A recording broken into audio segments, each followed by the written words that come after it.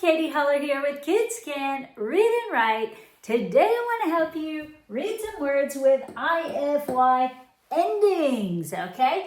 IFY, if you're not aware, is a suffix. It's added on to words to give it a slightly different meaning. In this case, IFY endings mean to make or become something. So when you're reading a word that ends with IFY suffix, that's going to mean to make or become whatever the word before it says. Now, that's nice to know because it can help you figure out what words mean. But you still have the issue of, well, how do I read these long words? If you're having kids who are struggling to read longer words, maybe they look at them and they guess. Maybe they look at them and get stuck. Maybe they look at them and just keep sounding out, and they get really frustrated and just can't get past it. Maybe they skip them. Who knows? Maybe they do whatever it is they do, right? But they're not getting the right word. Let me show you a way where you can break these words down so they're much easier to read and figure out, okay? Because a lot of older kids were never taught phonics in school. We have kind of the lost generation is what I call them. They're kids who went through school where they weren't teaching how to actually read. Just kind of promoting you need to just kind of know it on your own. I don't know how kids were supposed to read that way, but that's the way it was done for many years, and it's why I have had so much business for the last few decades. So let's go over how you actually read these words. So the easiest way to do this is, one, you need to know your letters and your sounds. Okay, that's step one. Two, we need to break big words up so your kids can see them in little parts, or you if you're struggling, okay? And then three, we need a really good blending technique as we're sounding them out. And finally, we need to know certain tricks, okay? Why, when it comes at the end of a word, normally it would say, "Ee, that many people are coming?" But when his buddy I and F are coming, do you know what he says? He says, "If I and F are coming, I want to come too." So when you see that IFY ending, remember to say, "if I."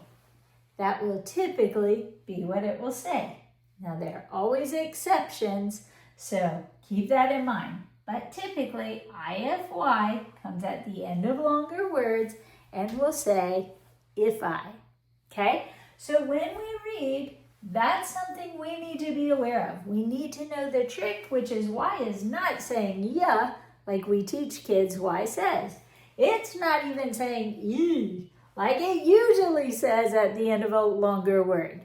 It's saying "I" the same way it does in little words like by, my, fly. You get the idea, right?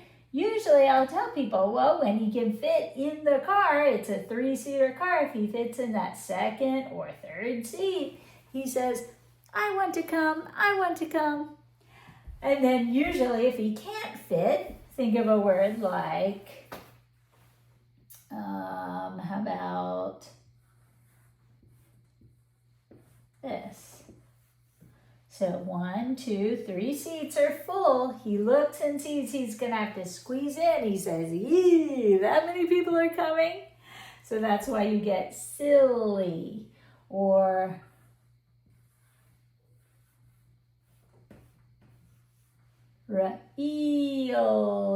really. Okay, usually if he can't fit in that second or third seat, he'll say "e."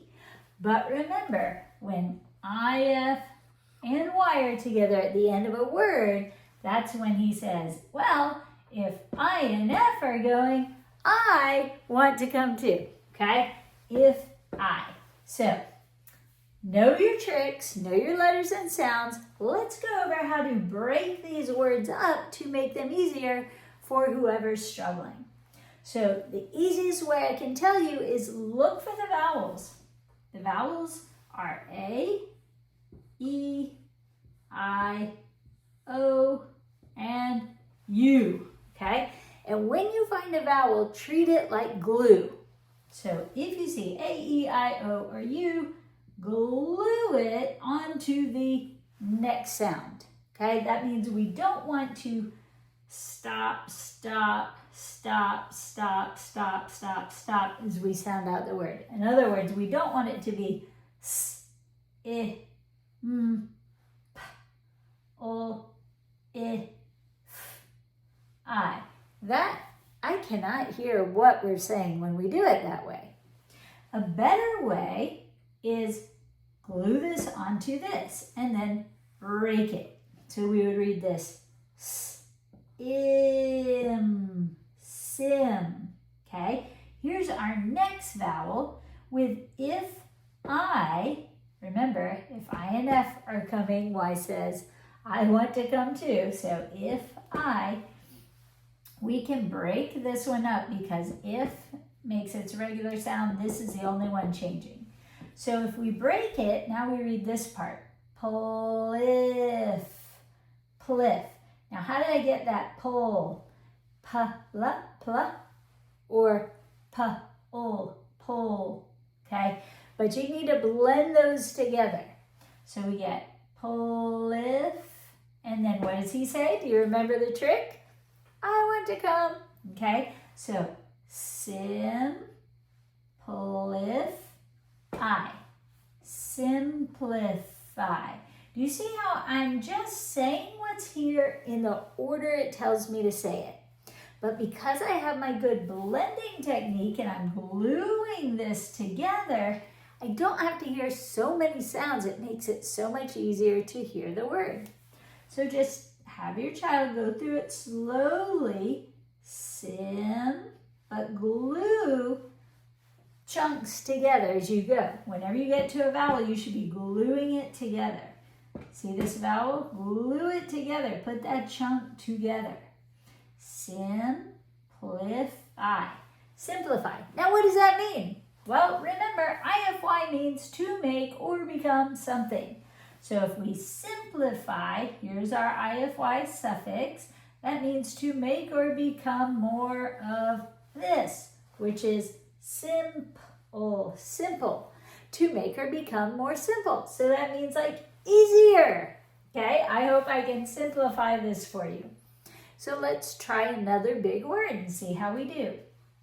Remember, you need to know letters, you need to know sounds, you need to have that good blending technique, and you need to know how to help break this word down so your child doesn't have to see so much at once. Because if you have visual processing issues, seeing all of this at once can make it look like a lot of different words. And we don't want your child to get confused. So teach them to find the vowels. Here's one, here's one, here's one. And go one past. That's usually where you can break it. Not all the time, but it's a great rule. It helps so much. If you want to break this, you can. If you want to keep the IFY together, you can. Not a big deal either way. All right, let's read the first chunk. I. Crinkle up your nose for those eyes. In, okay, in. Now this part, and 10. E is like Granny holding her hand around her ear. Make sure you have a good sound. 10. Now this part, if, sif. And what does Y say? If I and F are going, I want to come, I want to come. So we get in, 10, if, I. In, 10, sif, I. Now let's say you sound that out a bunch of times and you still can't hear the word. Here's what you can do. Put 1 and 2 together. In, 10. In 10. Then put 3 and 4 together. Sif-I, sif-I. Now put all of it together. Intensify, intensify. Okay? Now, an alternative way, if you still didn't hear it, intensify, is you could put your IFY all together, if I, and read all of this together. Intense, intensify, intensify. It's going to help you probably say it better. But again, if you have young kids learning to read, I don't like changing it up very much for them. Instead of pointing out the IFY and covering that up and having them read this, I like to give them one technique to use most of the time. This makes it far less complicated to read if you have one technique to go to rather than a million different things you're having to remember all the time. For kids with dyslexia, processing issues, memory issues, anything like that, it's important to keep it as simple as possible so they can learn to read. Now, if you're not dealing with any of those issues, you are playing a whole different ball game, okay? That's great for you. You don't have to worry about overdoing your memory load or over processing issues, You are in good shape. But I really teach to kids who are struggling. And so this is what I want you to do is just break it, and help them put those parts together and remind them to pay attention to the letters and not to guess. So many kids want to start guessing when they get nervous, they want to get it over with really quickly, whatever. Tell them to trust these letters and follow them. Intensify. Intensify. All right, how about this one? Well, this one starts with D. Now, a lot of kids who are struggling also mix up their B's and their D's, their P's, their Q's, and a lot of other letters. Well, D, remind them that daddy's face is here, and he's about to climb up and work on the roof. And just say that every time you come across, like show them, look who you're hitting first. There's daddy. Draw the face if you need to.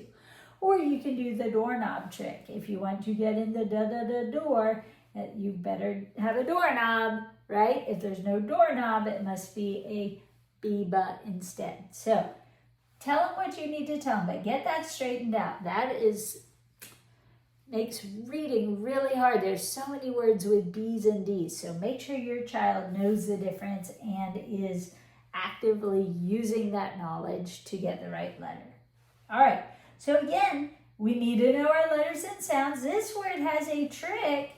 If you don't know tricks like ER, OR, AR, OO, OOK, ED endings, if you don't know a lot of the tricks, Y endings, if you don't know LE endings, if you don't know those and you need to teach your child those, get in touch with me. I have the Black Belt Reading Program, and it goes through trick by trick. It adds on, and your kids learn to read and write. And I have more advanced programs. If your kids are old enough to be reading these words, ask me for the more advanced version.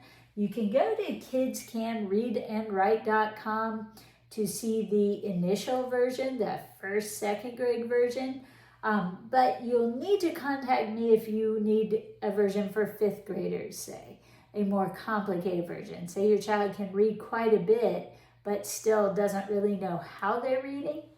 Get in touch with me because I can create the one that they need and send you a link to that program. Right now, I only have the first, second grade version kind of on the market, at least when I'm making this video, but I do have the other available. So if you need that, let me know.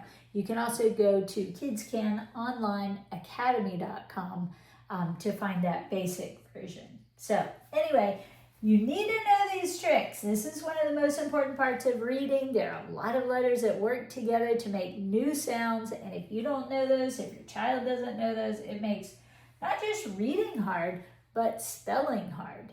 So we want to, again, look for those vowels, go one past, break it. Look for the vowel or trick, go one past, break it. Look for the vowel, go one past. If you want to break this up, you can. Otherwise, you can cover that, read the word before it, and then add it on. Either way is fine. There's not a one way that you have to do it all the time. There are just some ways that are more effective than others. So see what's effective for you and do that. All right, so let's read the first part. And if you have a child who's afraid of big words, just tell them, oh, look, let's just read this. So here we go. If. See how I glue that on? I don't stop at the I. Take a breath and put the V. I go if. I keep saying this until I can say this. Div,